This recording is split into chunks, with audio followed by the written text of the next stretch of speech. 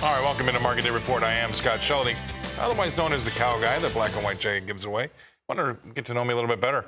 I would say at Scott the Cow Guy on Twitter. That's where I post everything else I do, whether it be media or writing or whatever. But at Scott the Cow Guy on Twitter, you're going to be able to get it all there.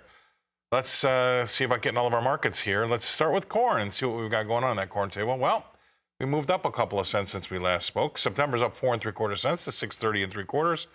And that's just about a half cent off the highs of the day. There you go. And then we've got D's corn up 4 cents as well to 6.27 1/4, and that's just a 1/4 cent off the highs there. So corn is slowly but surely tacking on some real estate. Let's take a look at beans. Well, here we go. This is not slowly but surely, but this is quickly taking on real estate. September's up 37 cents to 15.25 3/4. Novi new crop well above $14 now, 23 3/4 cents higher to 14.27 3/4, and that is about a half cent to 3/4 of a penny off of the highs. All right, how about wheat? Let's take a look at that. Wheat, it's up 14 cents to 7.67 1/4. Not bad, right? And then we've got the D wheat in Chicago up 13 1/4 cents to 7.84 1/2, about 6 cents off the highs there. So not bad going when it comes to the wheat in Chicago. See if we've got that same vein happening in the hard red wheat in Kansas City. We do. 17 cents higher there, September. 8.61 3/4 is last, and look at D's up 15 cents to 8.62 even. Not bad, about 6 cents off the highs there, or 5 cents off the highs. There we go. So let's see if spring wheat can continue that move. It does, not quite as much though. September's up 9 3/4 cents to 8.84 1/2, while D's is up 12 1/4 cents to 8.99 1/4. And then finally, let's take a quick peek at cotton. This one's off 109 points in that D's contract. That's where all the trade is right now. 114.92 is last. Which brings us to our next guest analyst. He's coming to us from Chicago. That would be Todd Horwitz with Bubba Trading. Todd, thanks for being on the show. Well, corn, wheat, and beans, all pretty good here today. What do you think that's from? Well, listen, I think that we have to go higher, Scott. I mean, you look at around the commodity world, natural gas made 14-year highs today. Crude oil made a dramatic turnaround. The soft commodities are coming from their bottoms. And cotton, which was much lower, first of all, it's made a huge move from its lows, and it was lower, and it's also coming back today. Again, I don't see how we can take these prices lower with the input costs rising at a pace that is nowhere near what the pace is going to be because our energy policy is horrible. So these are all problems that have to lead to higher prices, in my opinion. You make a good point, and the point is, and I've been making this one as well, but we're only, with the Fed raising rates, we're only taking care of the symptoms of the problem, right? Not really the problem. The problem is energy. And our CPI and PPI noticeably came off the last month because energy came off. But food and everything else went higher, right? Especially shelter. We talk about that on my show.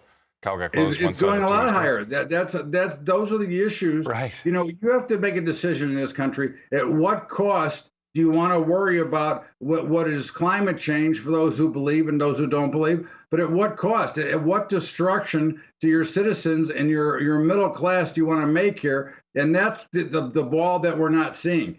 And it's a problem because, I mean, listen, next year, energy costs, electricity is going to be up about 47% per average household next year. So what do you think that's going to do to the cost of everything else? It's going to cost us more money to do everything, and we're not making anywhere near the amount of money we need to make. Yeah, well, yes, again, to your point, electricity is very expensive, and that's going to cause a problem. So energy is going to be expensive, nat gas as well. And there's going to come a point where you're right. We're going to have these output prices higher to make sure that the input price that we had to sink in beforehand were covered. And that's the problem. If we can't make money, if these farmers can't make money raising this crop, they're not going to do it for charity, right? They're going to have to, and if they don't want to do it because they just can't make any money, then who's going to? Because we have to eat, right? So in turn, that should drive up prices, and then the farmer should be sitting prettier. Hopefully that's the case. But all good and interesting stuff. Again, Cow Guy Close, 1 Central, 2 Eastern. We're going to talk about a lot of those this week. Thanks for being on. Stay right there, Todd. We're going to go away. We're going to cover some costs, pay some bills. Come back and talk more with Todd Horwitz from Bubba Trading after this. Welcome back to Market Day Report. I am Scott Shelby still, and I am the Cow Guy still, and this is Market Day Report. Why don't we take a look at what's going on in the livestock, because that'll be an interesting trade as well. It's been quiet, very quiet over there. Livestock have been taking a kind of a back seat right now. Well, let's see. October is down 85 cents in the live cattle, 144.40. And again, we've only had a 70-cent range there, so when the change of the day is bigger than the range of the day, you know you're in a quiet market. Dees is down 67 cents to 150.30, and that's had even a smaller range there, right? 60-cent range. So quiet day in the live cattle market. I'm going to say that's steady, just a little bit easier. How about feeder cattle? Well, feeder cattle that's another interesting one. We had the cattle on feed report last Friday, but really not a lot of happening still. September is down 77 cents to 183.97. Well, we've got November down 47 cents to 188.22.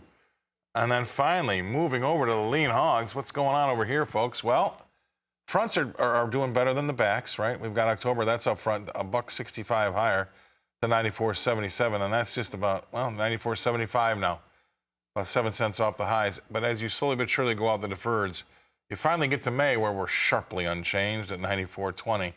So that'll give you an idea about what that curve looks like when we talk about lean hogs. Let's bring back in Todd Horwitz from Bubba Trading. He's in Chicago. Todd, cattle a little easier here today, and the front's kind of on fire when it comes to hogs. What do you think's going on? I think we're just turning around price, Scott. You know, I think we're in a really good price range here. And I think that they look very strong. I just don't think there's a dramatic amount of room to the upside. As I said, I don't think they're going down. I think they look great. But, you know, you get to a certain point, you and I know the old adage from the trading floor, high prices will cure high prices eventually. And, you know, at some point they price themselves out of the market, especially when we're looking at all these other outside costs that are costing us more. It's going to take away from some of the protein complex, especially cattle. You know, if we get much more out of whack, I think that becomes the problem. Yeah, and also we're going to have to watch and see what these prices do with what the economy's been doing, because, you know, more layoffs. We've got some more bad news out there, so it'll be interesting to see again how high the Fed raises these rates and what that does to the demand side of the economy, all in an effort to get out in front of this inflation problem, right? 100%. And of course, we have Jackson Hole this week, so there should be some news flowing out towards the end of the week. But they're not going to cure it by raising rates, Scott. They're going to cure it by going back to shale and fracking, and that'll be the end of the day. But, you know, this administration doesn't appear to want to do that. But that is the simple solution that is in their hands right now, that they can certainly solve all these problems that we're having in an economy immediately if we wanted to. I agree. All right. That's good stuff. Thank you very much, Todd Horwitz. He's with Bubba Trading out of Chicago. I'll bring it back here to myself and Janet and throw it back on over to you.